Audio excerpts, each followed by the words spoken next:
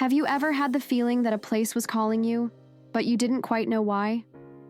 That's exactly how I felt the morning we left the main road behind and followed a winding trail into the hills, to a village that most maps forgot.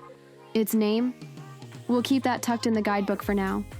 Let's just call it the village with a secret door. This isn't the kind of place where buses stop, or where tourists spill out with selfie sticks. No, this is where shutters creak open slowly in the morning, where a single espresso is a ritual, not a rush, where every stone whispers a story if you walk slowly enough to hear it. And then, we saw it. Set into a crumbling stone wall was a doorway, not large, not grand, but something about it made us stop. It had no modern markings, just a weathered frame, ancient hinges, and a symbol carved into the lintel.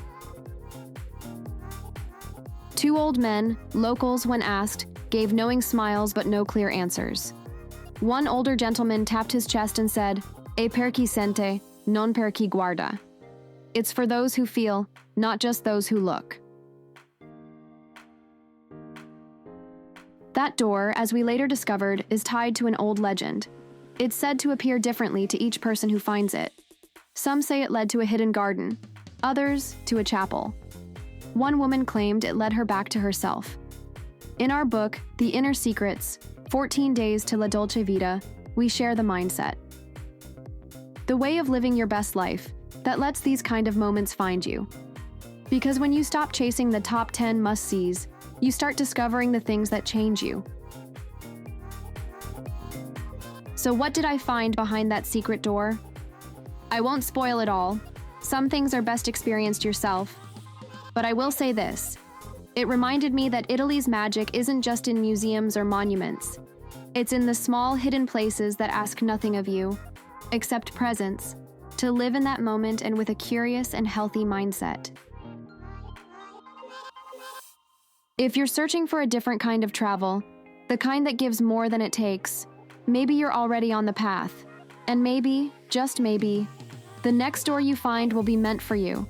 Because while Tuscany is magical, and it truly is, the real enchantment isn't always found in the places everyone posts about. Not in the crowds circling San Gimignano at sunset, not in the tour buses lined up outside the leaning towers and famous villas. No, the magic I'm talking about lives deeper. It's in the forgotten hamlets where the trattoria doesn't even have a menu. It's in the way the hills fold into each other like old parchment, hiding paths no one's named in centuries. It's in a stone wall that holds more stories than any travel blog could fit. Step off the beaten track in Tuscany, and you won't just see the region, you'll feel it. You'll taste bread that was baked that morning by someone who doesn't care about Instagram. You'll sit on a bench under a fig tree and wonder how time manages to slow down, just for you. It's not always easy to find these places. They don't announce themselves. They don't promise 5 stars or photo ops. But they offer something much rarer, a glimpse of Italy as it was, and as it still is, if you know where to look.